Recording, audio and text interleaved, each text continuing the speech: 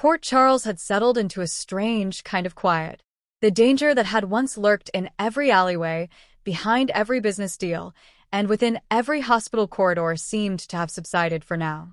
But in Port Charles, peace is just a mask that destiny wears before it changes everything. At General Hospital, Dr. Britt Westbourne stood at the window of her office, arms folded tightly across her chest. The sunset reflected off her clipboard, but her mind was elsewhere, lost in memories of a man she had tried to forget, Jason Morgan. It had been years since their whirlwind romance, one fueled by adrenaline, danger, and the fleeting hope of something resembling normal. Jason had gone back to his world of mob wars and shadows, while Britt stayed behind, anchoring herself in medicine and control. But now he was back. Jason's return to Port Charles had been dramatic. A takedown of an arms dealer in a high-rise near the waterfront had left him wounded, shot in the shoulder, bruised and barely conscious. Guess where he ended up? GH. Her ER. Her care. Her past, bleeding into her present. Britt knew it the second she laid eyes on him. Jason, unconscious on the gurney, blood dripping onto the floor, still managed to look like a storm barely restrained. And her heart? It raced like it used to. "Westbourne, you okay?" Liz asked as she stepped into the room. "I'm fine," Britt lied, snapping her gloves on. "Page Dr. Portman. Tell him we need to prep for surgery." Liz raised an eyebrow. "You sure you want to be the one to operate?" Britt didn't answer. She didn't need to. She was the best. Jason deserved the best.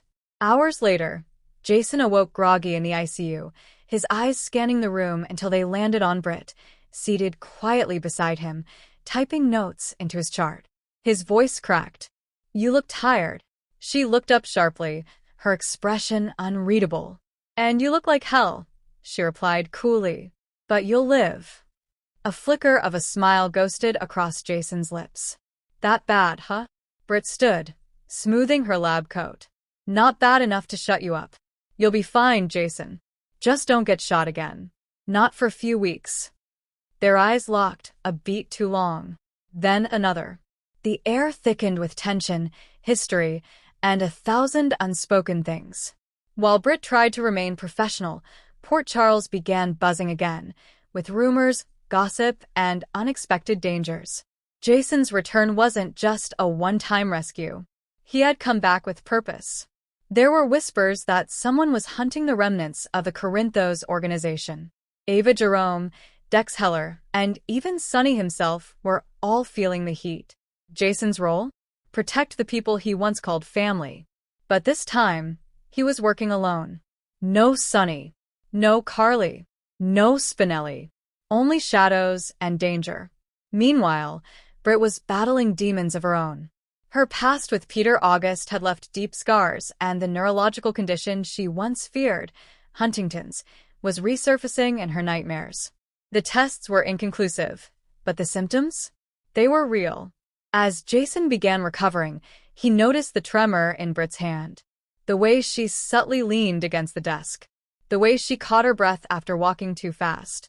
"You're not okay," he told her one night as she brought him his pain medication. "I'm tired. That's all." "No. I know you." That was the problem.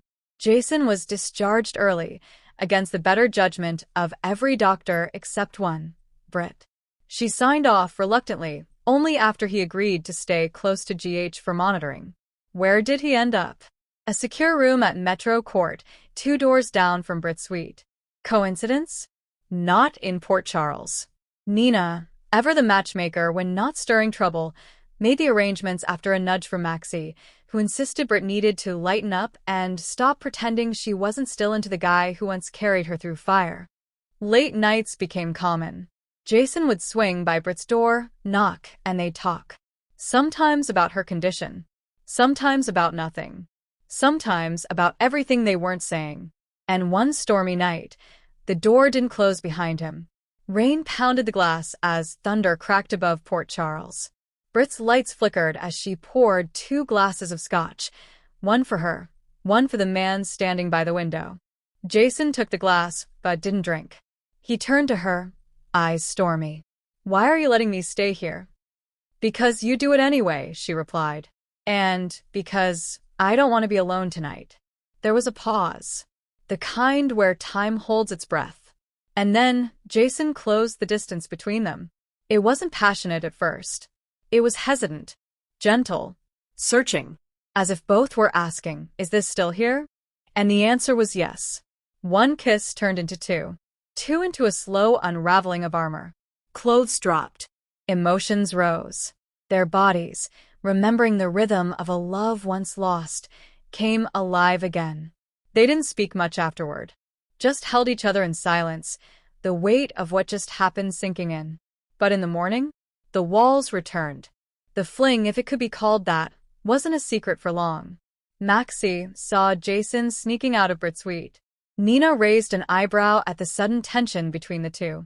Even Sunny noticed Jason's distraction during a strategic meeting at Pozzolo's. You got someone on your mind? Sunny asked carefully. Jason didn't answer. But Carly? She noticed it all. And she didn't like it. I know that look, she said one day to Britt in the hospital break room. It's the look I had when I used to think Jason and I had a future. Britt didn't flinch. You don't own him. No, Carly replied softly. But neither do you. And Jason? He only loves people he thinks he can protect.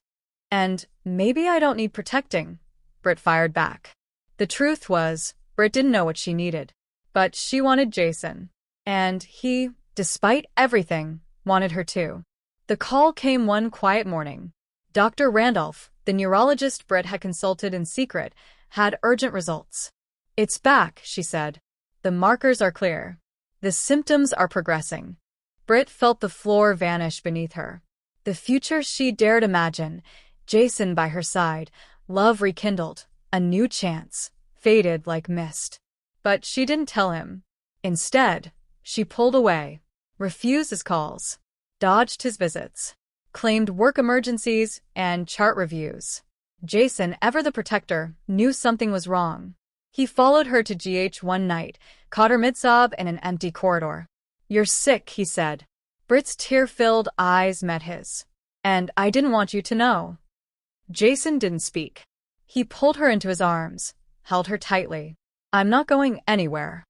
Jason offered to leave everything behind. The guns, the danger, the mob, the missions.